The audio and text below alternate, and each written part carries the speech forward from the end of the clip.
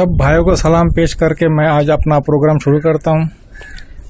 तो एक सवाल चल रहा है कि कश्मीर मसले का हल कहां पर है, किस तरह कश्मीर मसले का हल होगा, जो कि तकरीबन 72 सालों से जो मसला कश्मीर मसला चल रहा है, इसका हल कैसे होगा।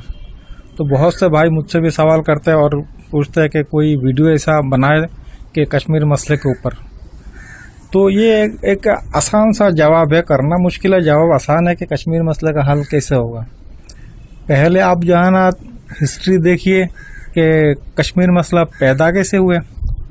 कश्मीर में ऐसा मसला पैदा उस वक्त हुआ है जब हिंदुस्तान का बंटवारा हुआ है। पाकिस्तान जब बना तभी कश्मीर मसले की शुरुआत हुई है। तो पाकिस्तान बनने से कश्मीर मसला पैदा हुआ है, यानी कि हिंदुस्तान टूटने से कश्मीर मसला पैदा हुआ है।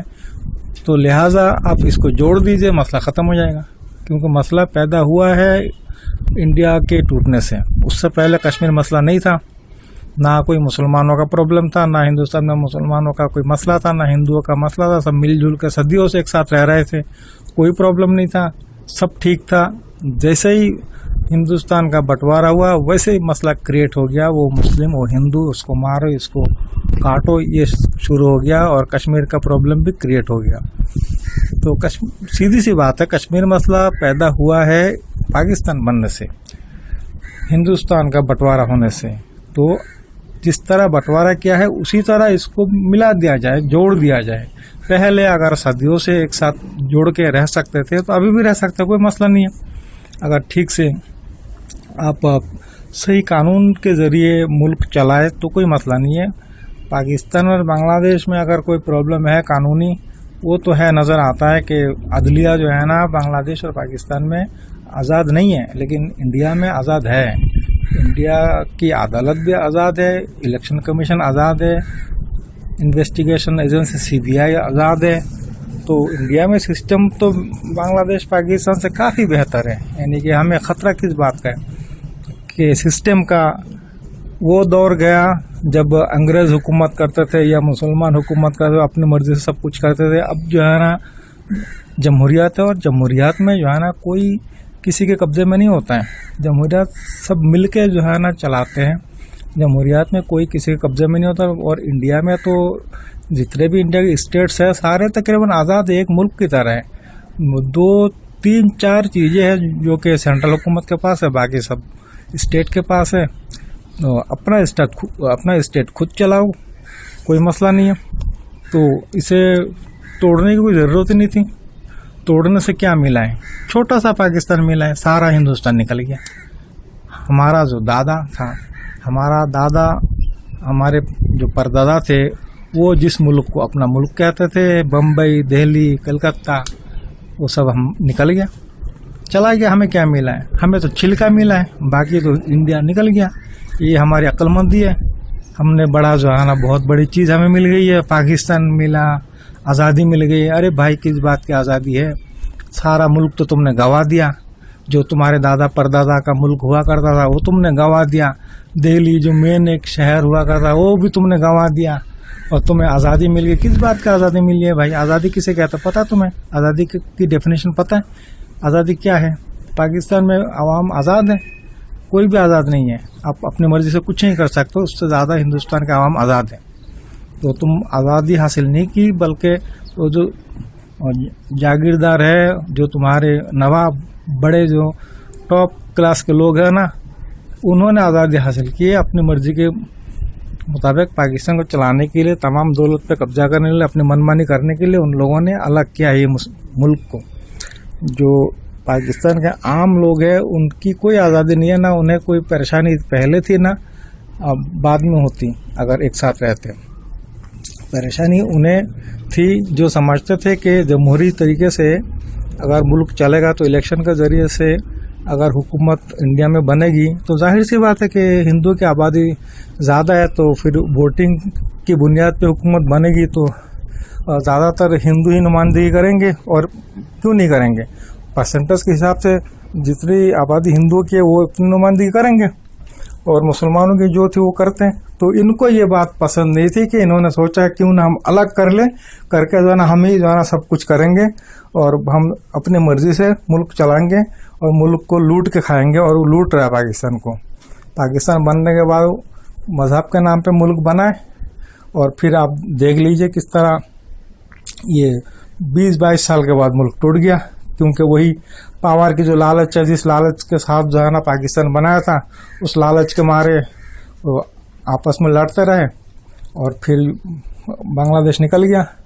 बांग्लादेश के लोग तो फिर भी सही थे कि वो तरीके से जो है ना रहना चाहते थे, लेकिन जो मौजूदा पाकिस्तान है, यहाँ के जो लीडरशिप है ये ज़्यादा लालची है।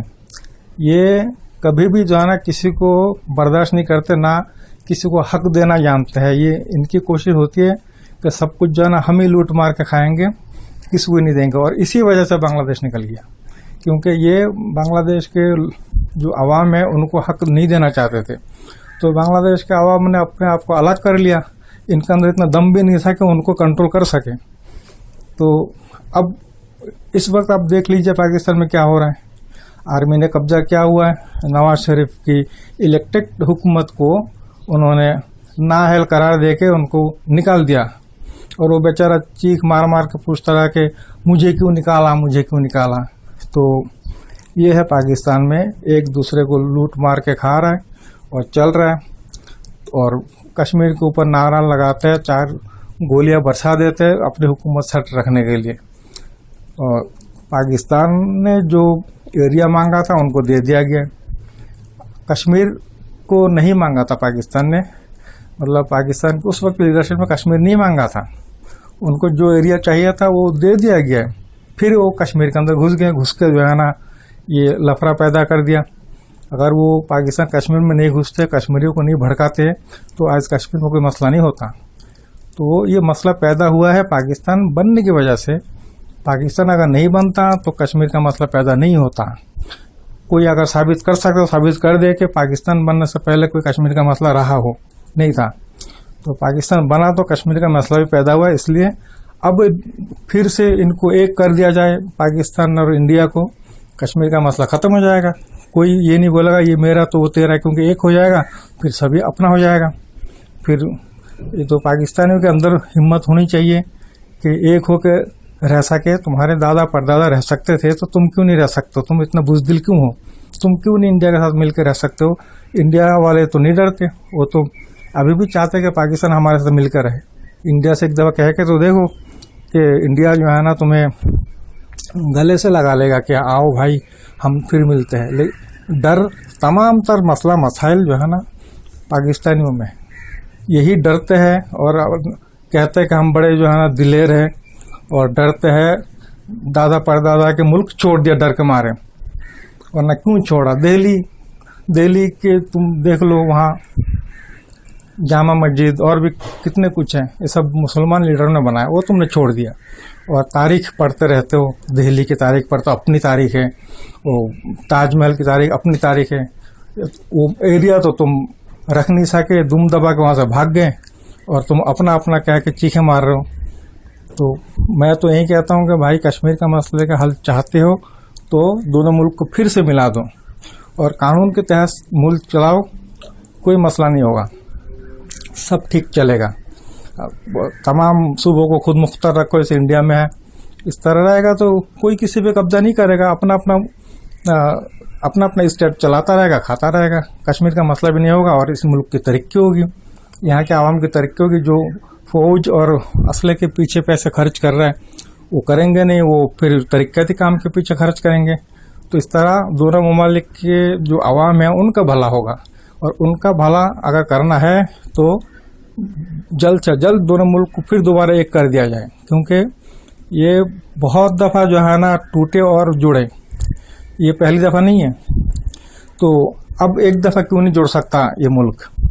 पहले भी इंडिया का जो सारे एरिया है ये बहुत दफ़ा अलग अलग हो गए, फिर अलग अलग सब होने के बाद फिर एक साथ जुड़ गए। और ये हिंदुस्तान तो मुस्लिम लीडरों का बनाया हुआ है, पाकिस्तान वालों को तो छोड़ना नहीं चाहिए था। भाई ये सारे इलाका जुड़ के इतनी मेहनत करके मुगलों ने जो है ना एक मुत्तहदा हिंदुस्तान जो कायम किया है, आपने इसको क्यों तोड़ा?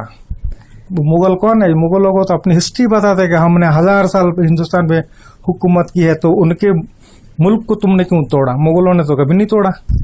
मुगल लीडरों ने हमेशा पाकिस्तान को मुत्तहद रखने की कोशिश की है, और इसे तोड़ा है जिन्ना ने, जो कायद-ए-आज़म कहलाता पाकिस्तान में। कायद-ए-आज़म का मतलब है महान नेता। महान नेता वो भला कैसे हो सकता है जो ये कहता है कि हिंदू मुस्लिम या मुस्लिम गैर मुस्लिम के साथ एक साथ नहीं रह सकते, यानी कि फसाद कराने वाली बात करे, वो एक महान नेता कैसे हो सकता है?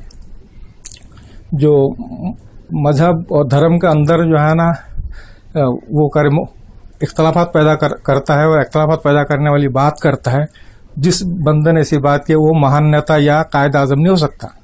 ये अगर महान नेता कायद आज़म अगर कोई हो सकता है तो वह महात्मा गांधी, जो सबको साथ लेके चलना चाहते थे।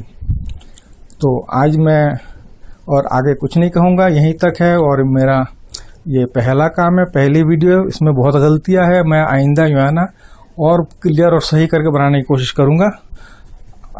अल्लाह हाफिज़, सबको मेरी तरफ से शुभकामनाएं।